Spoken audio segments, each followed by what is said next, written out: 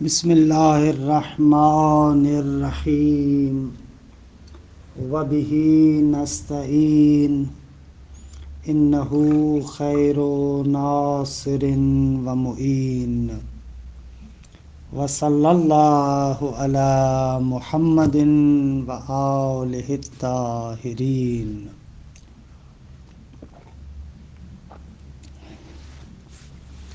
الحمدللہ، پروردگار عالم کے لطف و کرم سے بدایت الحکمت کے 2 مرحلوں سے فارغ ہوئے کہ مرحلہ اولا اور مرحلہ ثانیہ نسبتاً بدایہ کے تفصیلی مراحل میں سے تھے۔ مرحلہ ثالثہ کہ جس کا آج آغاز کرنے جا رہے ہیں، یہ مرحلہ وجود کی تقسیمات میں سے ایک مشہور تقسیم یعنی وجود فی نفسہ اور وجود فی غیرہ کے بیان میں ہے۔ اس کے بعد پھر وجود فی نفسہ کو 2 قسموں میں تقسیم کرتے ہیں، وجود فی نفسہ یا لنفسہ ہی ہے یا لغیرہ ہی ہے، اور اس کے بعد وجود فی نفسہ ہی لنفسہ ہی کو پھر 2 قسموں میں تقسیم کرتے ہیں کہ وجود فی نفسہ ہی لنفسہ ہی یا بنفسہ ہی ہے یا بغیرہ ہی ہے۔ پس یہ وجود کی تقسیم کے بارے میں ہے۔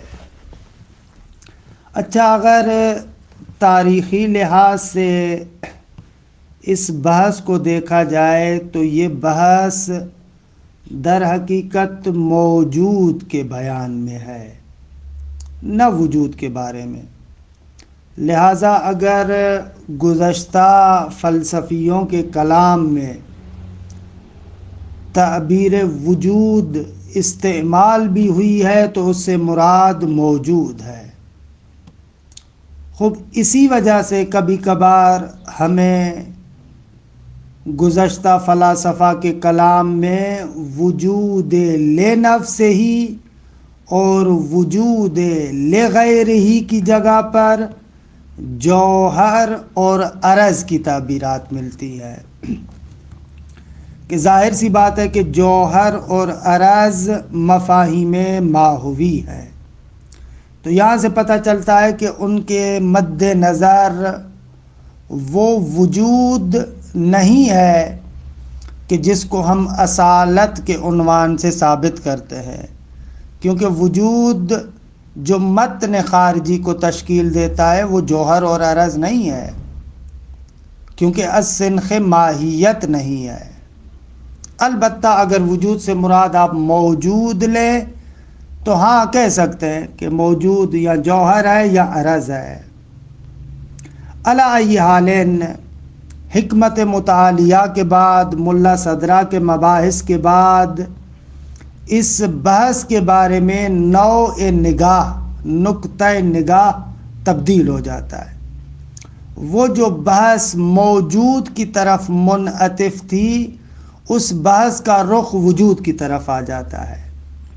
خوب اب ظاہر سی بات ہے کہ جب ہم اس فضا میں آئیں گے تو اس صورت میں ہمیں وجود کے جو مختلف انحاء اور وجود کے جو مختلف مراتب ہیں ان کو دقیق طریقے سے سمجھ سکتے ہیں، کیونکہ جیسے ہی وجود کے مراتب پر ہماری نگاہ جاتی ہے تو قہراً ہم وہاں سے ماہیت کو بھی انتزاع کرتے ہیں۔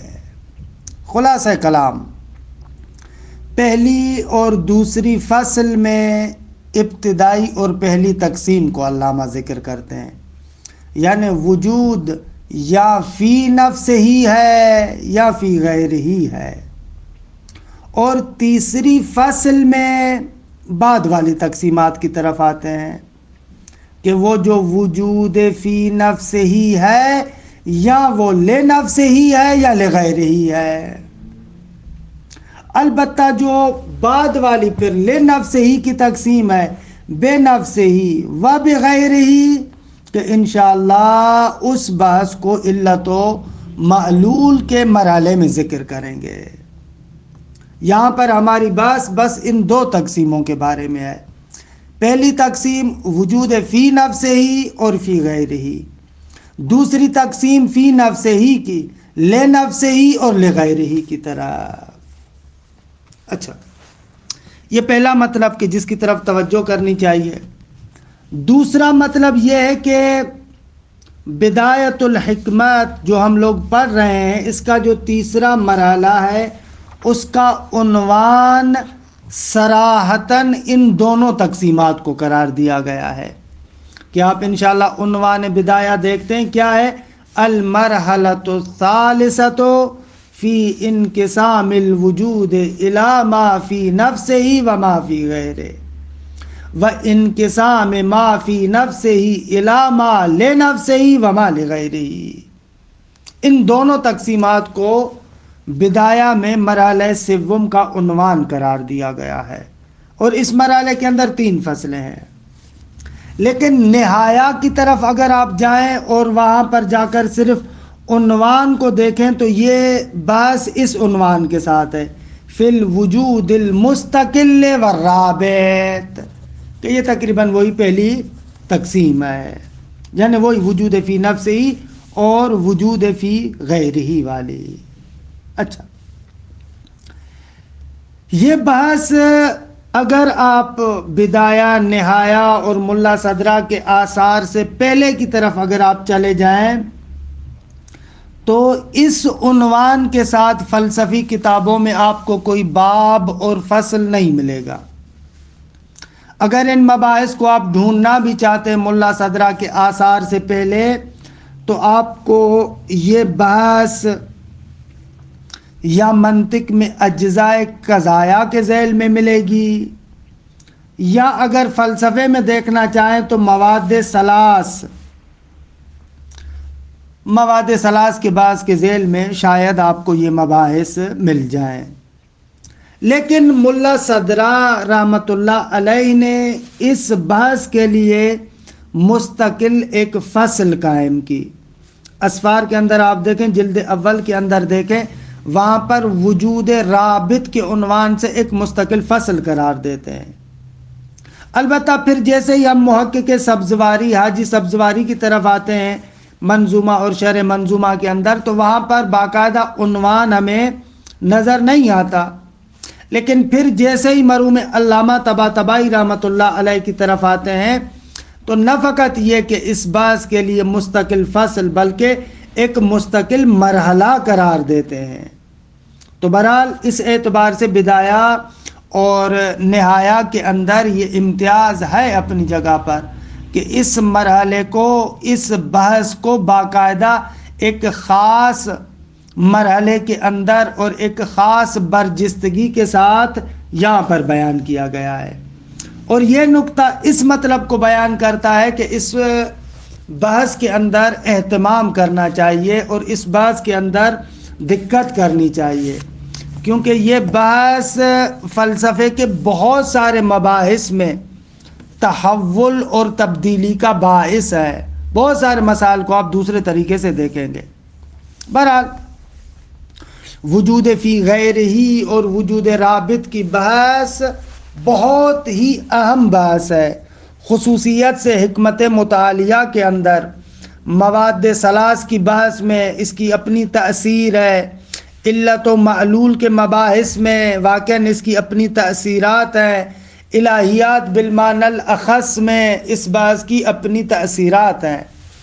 وجود رابط یا وجود فی غیر ہی کی درست تصویر اور اس کو اچھے طریقے سے سمجھنا ان تمام مباحث میں ہمارے لیے بہت زیادہ راہ گشا ہے۔ اچھا، ایک اور مقدماتی بات اور اس کے بعد ہم باقاعدہ وارد ہوتے ہیں انشاءاللہ فصل اول کی طرف، آہستہ آہستہ چلتے ہیں۔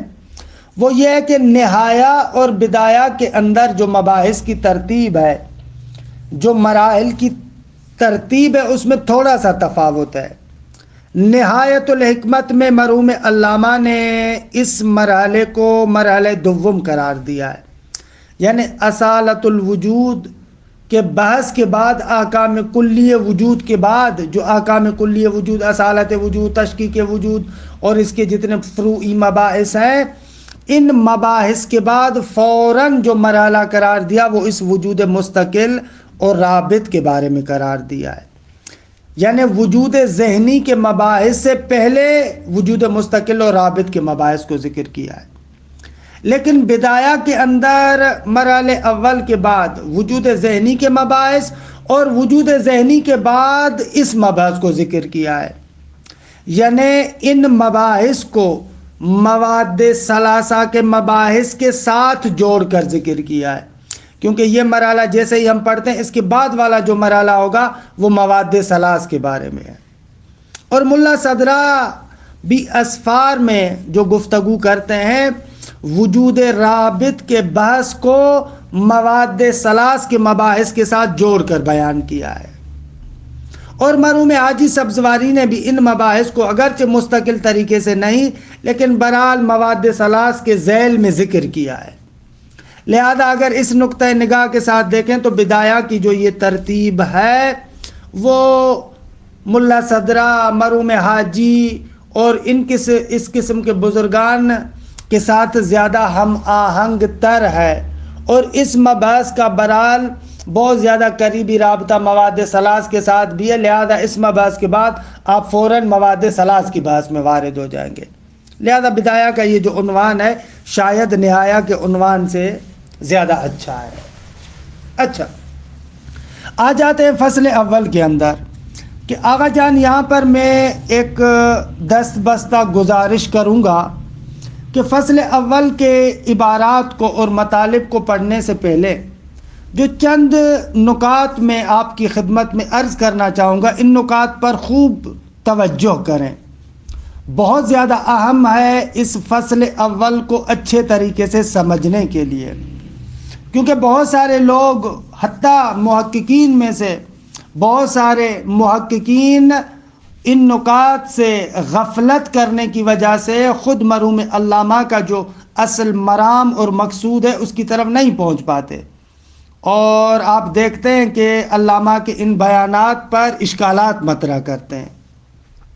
لہٰذا اس فصل کے اندر جو ہم پہلی تقسیم ذکر کریں گے اور کہیں گے کہ وجود یا فی غیر ہی ہے یا فی نفس ہی ہے، یعنی وجود یا مستقل ہے یا وجود رابط ہے، اور اس کے بعد پھر وجود رابط کو ثابت کریں گے، اس مطلب کو دقیق طریقے سے سمجھنے کے لیے یہ جو اب میں چند نکات آپ کی خدمت میں عرض کرنے والا ہوں، ان نکات کو حتماً توجہ کے ساتھ، تأمل کے ساتھ، دقت کے ساتھ سنیں اور خستہ نہ ہوں، پریشان نہ ہوں۔ اگر ان نکات کو اچھے طریقے سے ہم نے سمجھ لیا تو ایسے سمجھیں کہ اس بحث کا جو اصل ہدف ہے، اصل مقصد ہے، وہ آپ کے ہاتھ میں آ جائے گا۔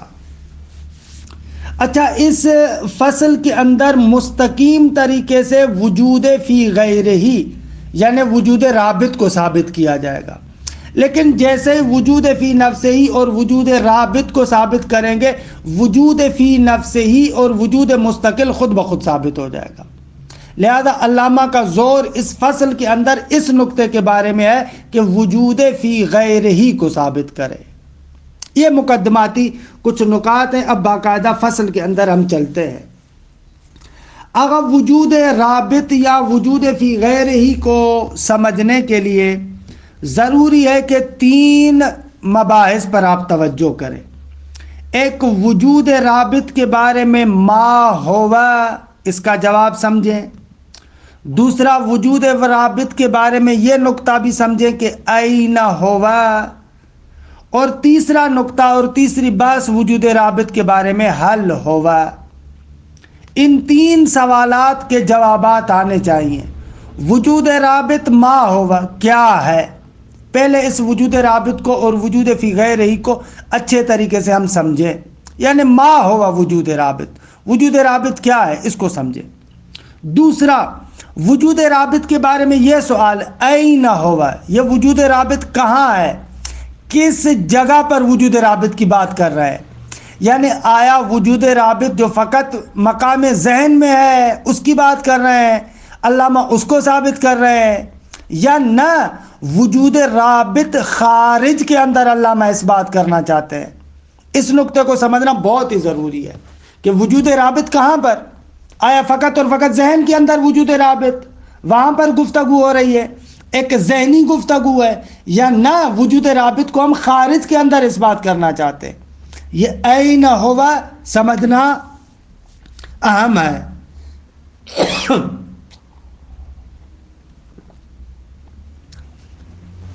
اور تیسرا اور آخری مطلب جو اس فصل کے اندر ہے وہ یہ کہ حل ہوگا، آیا وجود رابط ہے بھی یا نہیں ہے۔ لہذا ان تین مباحث کو اگر تفکیک کر کے جدا کر کے سمجھا جائے تو اچھے طریقے سے مطلب واضح ہوگا۔ علامہ نے ان تین جہتوں میں تفکیک نہیں کی، ان کو جدا نہیں ذکر کیا، ایک ہی بیان کے اندر ان مطالب کو ذکر کر دیتے ہیں، لیکن اگر ان کی تفکیک کی جائے، ان کو جدا طریقے سے بیان کیا جائے تو شاید علامہ کا جو مقصود ہے، مرام ہے اور فلاسفہ جو بیان کرنا چاہتے ہیں وہ بہتر طریقے سے ہمارے ذہن میں آئے گا۔ اچھا، وجود رابط کیا ہے؟ ما ہوا، وجود رابط کیا ہے؟ وجود فی غیر ہی کیا ہے؟ معمولاً ہم لوگ جو طلبہ حضرات ہیں، اور ظاہر سی بات ہے کہ جب بدایہ کے مرحلے تک پہنچتے ہیں تو ظاہر سی بات ہے کہ ادبیات اور کسی حد تک علم اصول ہم لوگ پڑھ چکے ہوتے ہیں، تو یہاں پر معمولاً بزرگان کیا کرتے ہیں، وہ چیزیں کہ جو آپ ادبیات میں اور علم اصول میں پڑھ چکے ہیں ان میں سے بعض چیزوں سے استفادہ کرتے ہیں۔ دقیقاً اگر وجود رابط اور وجود فی غیر ہی کو سمجھنا چاہتے ہیں تو آپ ایسے سمجھیں، وجود رابط یعنی وہی معنی حرفی جو آپ ادبیات کے اندر اور اصول کے اندر معنی حرفی کے بارے میں گفتگو کرتے ہیں۔ خوب اصول میں تو لغت کو کلاً دو حصوں میں تقسیم کرتے ہیں، کہتے ہیں یا معانی اسمیہ ہے یا معانی حرفیہ، کیونکہ فعل کے اندر بھی یا مادے کو مد نظر رکھتے ہیں یا ہیئت کو مد نظر رکھتے ہیں۔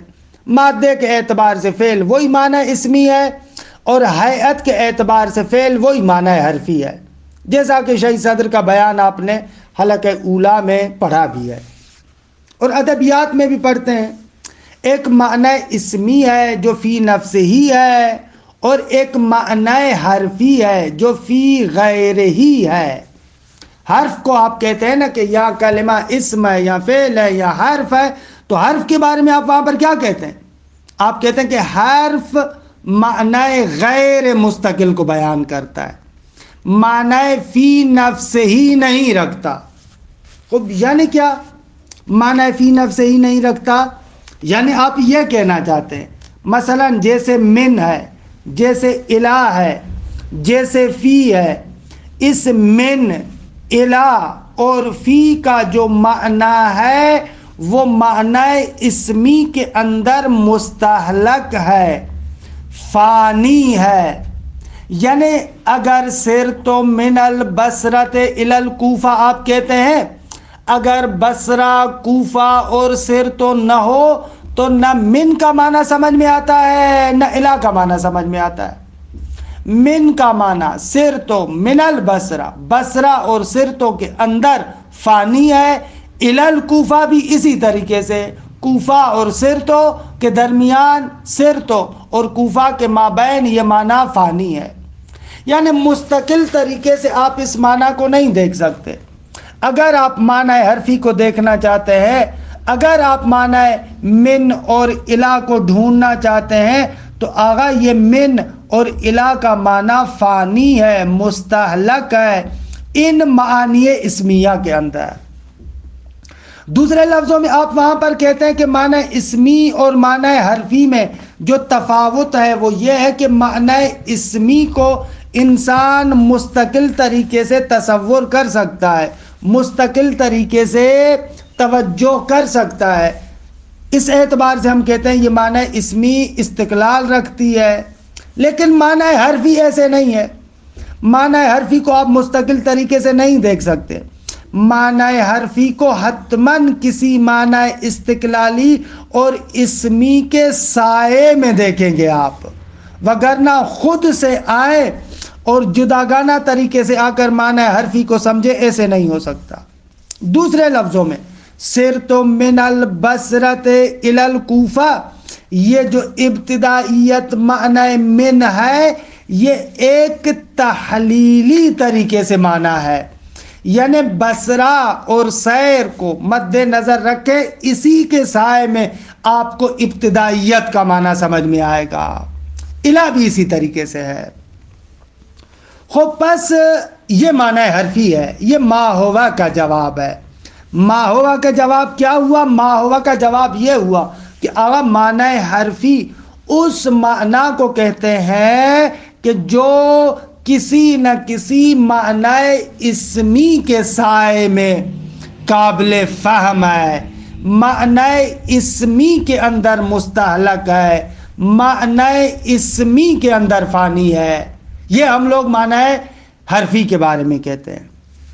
اچھا، اس وضاحت سے اور ان توضیحات سے ہمارے لیے وجود فی غیر ہی بھی واضح ہوتا ہے۔ وجود فی غیر ہی یعنی وہ وجود جو اپنی ہویت کو مستقل طریقے سے نہیں دکھا سکتا، بلکہ اس کو دیکھنے کے لیے، اس کو سمجھنے کے لیے، اس کے ہونے کے لیے ضروری ہے کہ کسی وجود مستقل کے اندر مستحلق ہو، فانی ہو۔ دوسرے لفظوں میں یہ وجود فی غیر ہی اسی معانی اسمیہ کی طرح ہے۔ اچھا، ایک بات توجہ رہے کہ یہاں پر جو ہم بحث کر رہے ہیں وجود فی غیر ہی، فقط اس ذہنی مفہوم اور تصور کی بات نہیں کر رہے ہاں، بلکہ باقاعدہ طریقے سے ہم کہتے ہیں کہ ایک نحوہ وجود معنی اسمی کی طرح ہے، نہ کہ فقط مفہوم وجود کی بات کر رہے ہیں، نہ ہم کہہ رہے ہیں کہ ایک نحوہ وجود، ایک مرتبہ وجود، وجود فی غیر ہی ہے۔ وجود فی غیر ہی ہے یعنی وہ اپنے آپ کو مستقل طریقے سے نہیں دکھا سکتا۔ بعض وجود کے مراتب ہیں، بعض نحوہ وجود ایسے ہیں جو مستقل طریقے سے موجود ہو سکتے ہیں، یعنی ضرورت نہیں ہے کہ کسی اور وجود کے سائے میں ہو، نہ مستقل طریقے سے ان وجودات کو دیکھ سکتے ہیں۔ مثلا جیسے انسان ہے، حجر ہے، شجر ہے، ماہیات نا، یہ موجودات جو آپ کے سامنے ہیں خود مستقل طریقے سے موجود ہے، لیکن بعض موجودات ایسے ہیں کہ جو موجودات حتماً کسی مستقل وجود کے سائے میں ہوں گے، آپ ان کو مستقل طریقے سے نہیں دیکھ سکتے۔ یہ وجود اتنا ضعیف ہے بیچارہ کہ حتماً معنی اسمی کے اندر یا اس وجود مستقل کے اندر مستحلق ہوگا اور فانی ہوگا۔ اچھا، یہاں سے ایک نتیجہ لینا چاہ رہا ہوں کہ عزیز مان، یہاں پر جو ہماری گفتگو ہے وہ معنی اور مفہوم کے بارے میں نہیں ہے، بلکہ واقعیت خارجی کے بارے میں ہے۔ یہاں پر جو ہم وجود فی غیر ہی اور وجود فی نفس ہی کی بات کر رہے ہیں وہ واقعیت خارجی، موجود خارجی، واقعی موجود کے بارے میں گفتگو ہے، یعنی واقعاً کچھ موجودات ایسے ہیں جو فی غیر ہی ہے، مستقل طریقے سے وہ بیچارے اپنی ذات کو نہیں دکھا سکتے۔ یہ ایک مرحلہ، کہ جو مرحلہ ہم نے کہا کہ وجود فی غیر ہی کی ما ہوا کا جواب، پس وجود فی غیر ہی یعنی کیا؟ تو آپ جواب دے سکتے ایک ایسا وجود جو وجود مستقل کے اندر مستحلق اور فانی ہے، یعنی ایسا وجود جو معنی حرفی کی طرح ہے، کہ اچھی تنزیل اور اچھی مثال ہے۔ اچھا، اب آ جائیں دوسرے سوال کا جواب، این ہوا، کہ ضمناً میرے اوپر والے بیان سے کسی حد تک اس سوال کا جواب بھی روشن ہو گیا۔ آغا یہ وجود رابط کہاں ہے؟ دیکھیں بعض معاصر بزرگان میں سے وہ لوگ آتے ہیں اور اس نقطے کو ذکر کرتے ہیں کہ آغا وجود فی غیر ہی یا وجود رابط فقط قضایا کے اندر ہوتا ہے، یعنی موضوع اور محمول کو جو آپس میں جوڑتا ہے وہ وجود رابط ہے۔ یعنی دوسرے لفظوں میں یہ بزرگان ایسے سمجھ رہے ہیں کہ وجود فی غیر ہی اور وجود رابط کی بحث کا تعلق فقط قضایا اور مفاہیم کے ساتھ ہے، جبکہ ملا صدرہ اور ملا صدرہ کے اغلب پیروکار، جو پیروکار ہیں ملا صدرہ کے علامہ طباطبائی کے زمانے تک، وہ لوگ آغا گفتگو یہ نہیں کرنا چاہ رہے کہ ہم کہیں کہ فقط ایک مفہوم ذہنی اور قضایا کے مابین ایک وجود رابط نامی چیز ہے۔ نہ عزیز مان، گفتگو فقط وہاں کی نہیں ہے، بلکہ یہ قضایا جس سے حکایت کرتے ہیں، محکی یہ قضایا۔ مثلا میں کہتا ہوں نا زید قائمون، ایک قضیہ ہے زید قائمون، اور دوسری وہ واقعیت اور حقیقت ہے کہ جس واقعیت اور حقیقت سے زید قائمون حکایت کر رہا ہے۔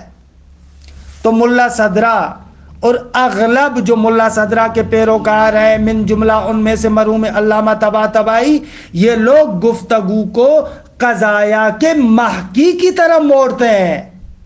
بحث ہماری ان محکی قضایا کے بارے میں، اس واقعیت کے بارے میں کہ جس واقعیت سے یہ قضایا حکایت کر رہے ہیں، وہاں پر وجود رابط کی ہم گفتگو کرنا چاہتے ہیں۔ دوسرے لفظوں میں وجود رابط کی گفتگو ہم واقعیت اور خارج میں کرنا چاہتے ہیں، فقط مفہوم کی بات تھوڑی کرنا چاہ رہے ہیں۔ یہ اہم نقطہ ہے کہ اس سے بہت زیادہ غفلت ہوتی ہے۔ البتہ شاید اس غفلت کا سبب یہ نقطہ ہو کہ بحث کا آغاز مرحوم علامہ طباطبائی نے قضیے سے کیا ہے۔ خب جیسے ہی قضیے کی گفتگو کو لے کر آئے، جیسے کہ ہم فصل اول میں پڑھیں گے بھی صحیح، جیسے ہی علامہ قضیے کی گفتگو کو لے کر آئے تو شاید انسان کا ذہن اسی نقطے کی طرف مڑ جاتا ہے کہ یہ بحث کو فقط اور فقط منعطف کرنا چاہتے، متمرکز کرنا چاہتے اس قضیے کے اندر، آیا اس موضوع اور معمول کے اندر رابط ہے یا نہیں ہے۔ خب کیونکہ جو استدلال بیان کرتے ہیں علامہ کہ انشاءاللہ اس کی توضیح ہم دیں گے حل ہوگا میں، تو وہاں پر استدلال میں اس قضیے کی بات کو علامہ مطرح کرتے، بحث کا آغاز اس قضیے سے کر رہے ہیں، تو بہت سارے لوگ ایسے سمجھ رہے ہیں کہ گفتگو یہاں پر فقط اور فقط اس قضیے کے اجزاء کے بارے میں ہے۔ نہ عزیز من، گفتگو ایسے نہیں ہے، ان قضایا کے محکی کے بارے میں گفتگو کرنا چاہتے ہیں کہ انشاءاللہ آہستہ آہستہ آگے چلتے ہیں تو علامہ کے کلام میں ان قرائن کو بھی ذکر کرتے ہیں۔ خلاصہ کلام جو گفتگو ہے وہ یہ ہے کہ این ہوگا، وجود رابط کہاں ہے، کہاں پر وجود رابط کو ثابت کرنا چاہتے ہیں۔ تو ظاہر سی بات ہے کہ مرحوم علامہ وجود رابط کو، یا ملا صدرہ یا یہ بزرگان جو وجود رابط کو ثابت کرنا چاہ رہے ہیں، ان محکیہ قضایا میں جن چیزوں سے قضایا حکایت کر رہے ہیں وہاں پر ثابت کرنا چاہتے ہیں۔ اور اس بات کا بہترین قرینہ یہ مطلب ہے جو ابھی ذکر کرنے جا رہا ہوں کہ گفتگو ہماری محکیہ قضایا میں ہے، جن سے قضایا حکایت کر رہے ہیں وہاں پر وجود رابط کو ثابت کرنا چاہتے ہیں، نہیں کہ فقط ہم وجود رابط کو قضایا کے اندر ثابت کرنا چاہتے ہوں۔ اس بات کا بہترین قرینہ یہ مطلب ہے کہ مرحوم علامہ کہتے ہیں کہ آغا جہاں پر حمل اولی ہوتا ہے، خوب جہاں پر حمل اولی ہوتا ہے، مرحوم علامہ کہتے ہیں کہ وہاں پر اصلاً وجود رابط کی گفتگو ہی نہیں ہے۔ جہاں پر حمل اولی ہے وہاں پر اصلاً وجود رابط کی بات ہی نہیں ہے، گفتگو ہی نہیں ہے۔ کیوں؟ اس لیے کہ حمل اولی میں گفتگو موضوع اور معمول کے مفہوم کے بارے میں، درست ہے، وہاں پر فقط علامہ کی تعبیر کے مطابق وہ جنبہ مطابق جو قضیہ ہے، مطابق اسی جنبے کو مد نظر رکھا ہوا ہے۔ حمل اولی میں ہماری تمام تر گفتگو مفہوم کے بارے میں، تمام تر گفتگو اسی مفہوم کے بارے میں. لہذا جب مفہوماً دونوں متحد ہیں تو اس قضیے کا جو محکی ہے یعنی موضوع اور محمول ان کے درمیان بھی شدید ترین رابطہ ہے. ایک اتنا قوی ارتباط ہے کہ وہاں پر گویا کہ موضوع اور معمول میں وحدت اور عینیت پائی جاتی ہے.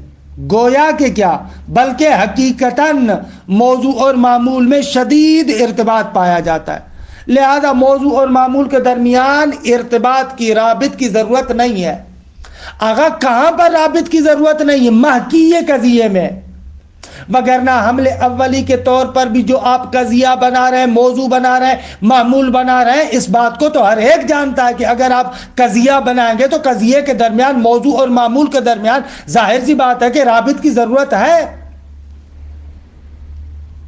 یہاں سے پتہ چل رہا ہے کہ بحث کو متمرکز کرنا فقط اور فقط مفہوم قضیے پر، خود قضیے پر، یہ بات درست نہیں ہے. کیونکہ اگر بحث واقعاً فقط قضیے کے بارے میں ہو تو معنی ندارت کہ آپ یہاں پر آئیں اور کہیں کہ حمل اولی میں رابط نہیں ہے.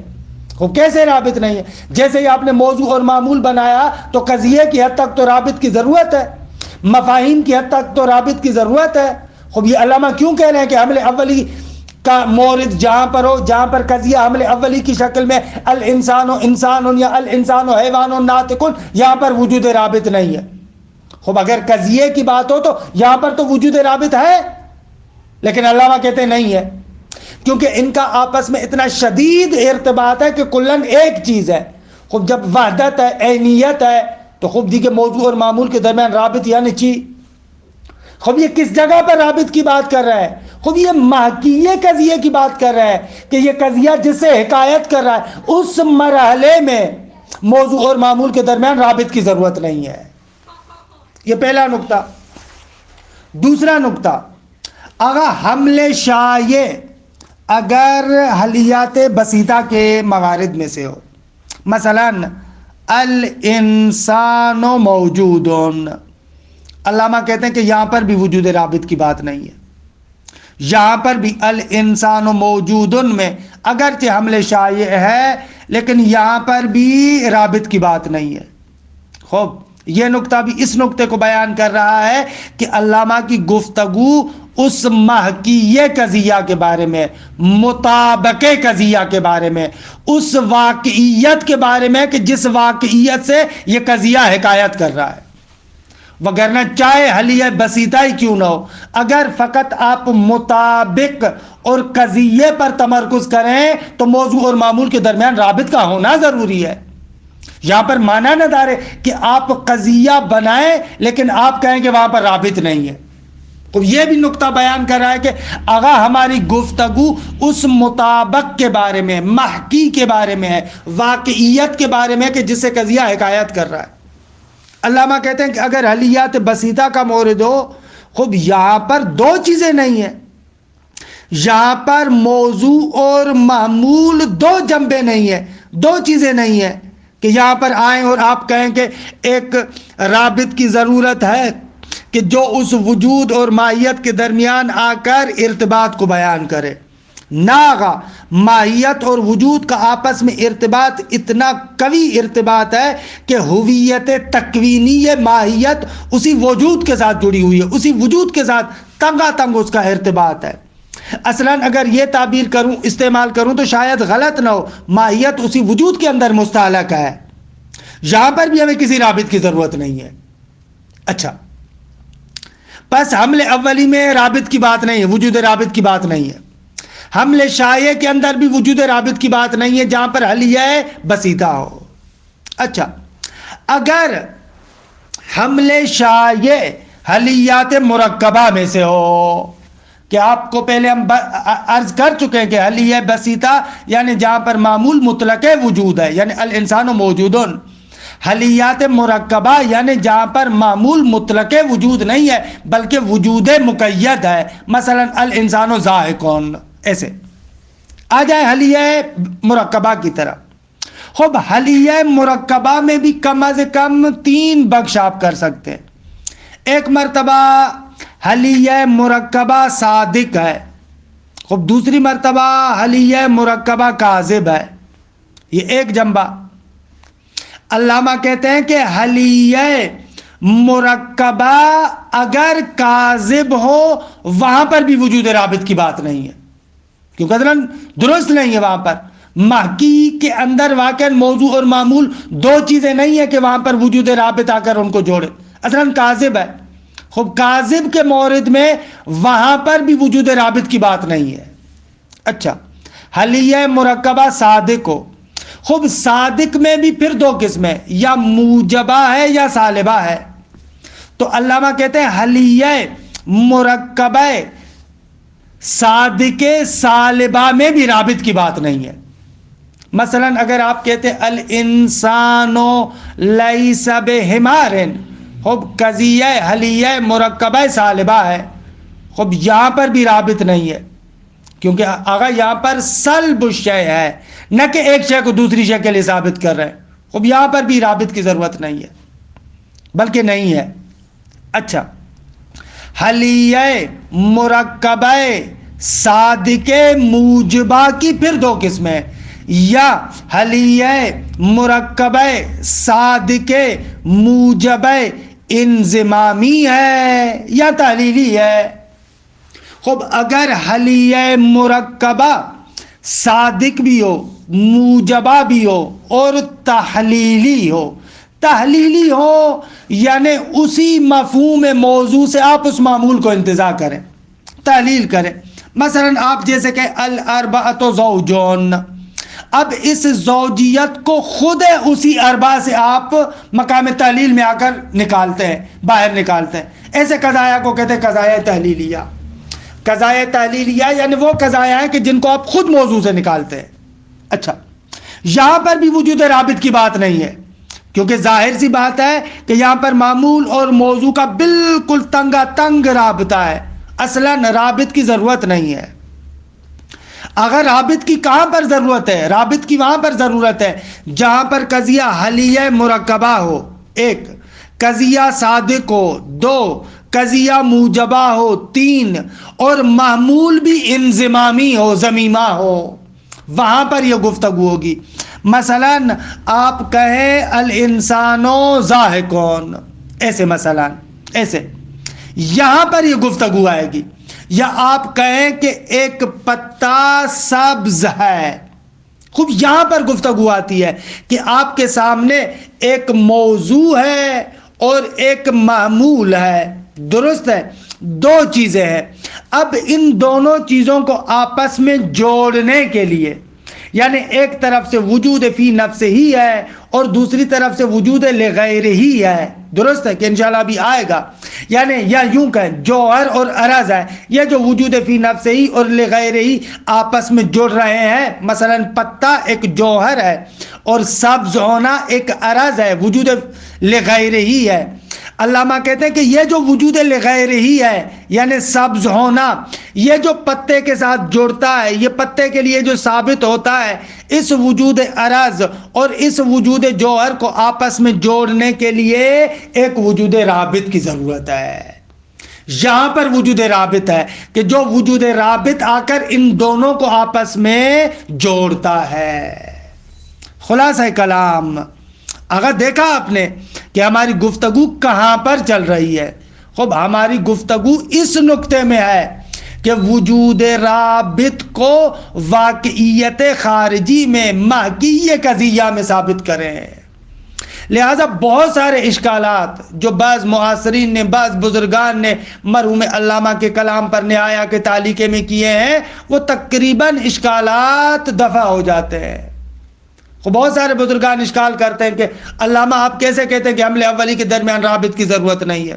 علامہ آپ کیسے کہتے ہیں کہ قضیہ سالبہ کے اندر رابط کی ضرورت نہیں ہے؟ آپ کیسے کہتے ہیں کہ حلیہ بسیطہ کے اندر رابط کی ضرورت نہیں ہے؟ آپ کیسے کہتے ہیں کہ قضیہ سالبہ کے اندر مثلا رابط کی ضرورت نہیں ہے؟ آپ کیسے کہتے ہیں کہ اگر قضیہ مثلا جو ہے وہ کیا ہے حلیہ مرکبہ تو ہو لیکن تعلیلی قضیہ ہو، وہاں پر رابط کی ضرورت نہیں ہے؟ نہ ہوگا، قضیہ آپ جہاں پر بھی بنائیں گے موضوع اور معمول ہوگا، وہاں پر رابط کی ضرورت ہے۔ ایسے بعض بزرگان علامہ کے کلام پر نہایہ کے تعلیقے میں اشکال کرتے ہیں کہ خوب دیکھیے یہ اشکال بالکل وارد نہیں ہے، کیونکہ آغا علامہ فوکس اس مطابق اور اس قضیے پر نہیں کر رہے.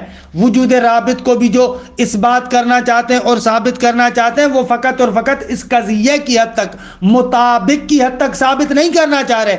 علامہ محقی کی بات کر رہے ہیں، واقعیت کی بات کر رہے ہیں، اس مطابق کی بات کر رہے ہیں، وہاں پر وجود رابط کے اس بات کی بات کر رہے ہیں، نہ کہ اس قضیے کے اندر کی بات کر رہے ہوں. خوب دقت کریں کہ اس سے اگر اس طریقے سے ہم بحث کو دیکھیں تو خوبصورت طریقے سے ہمارے پاس اصلاً وجود رابط اور وجود فی غیرہ ہی کے بارے میں جو علامہ گفتگو کر رہے ہیں، ملا صدرہ نے جو گفتگو کی ہے، ہمارے لیے روشن ہو جاتی ہے. بہرحال وقت ختم ہو گیا. انشاءاللہ جو اس وجود رابط کے بارے میں تیسرا سوال ہے، حل ہوا، آیا وہ موجود ہے یا موجود نہیں ہے، اس کو اس بات کیسے کریں گے، انشاءاللہ جلسہ آئندہ میں اس بات کریں گے اور علامہ کی عبارت بھی پڑھیں گے. وصلی اللہ علی محمد و اہل بیتہ الطیبین الطاہرین.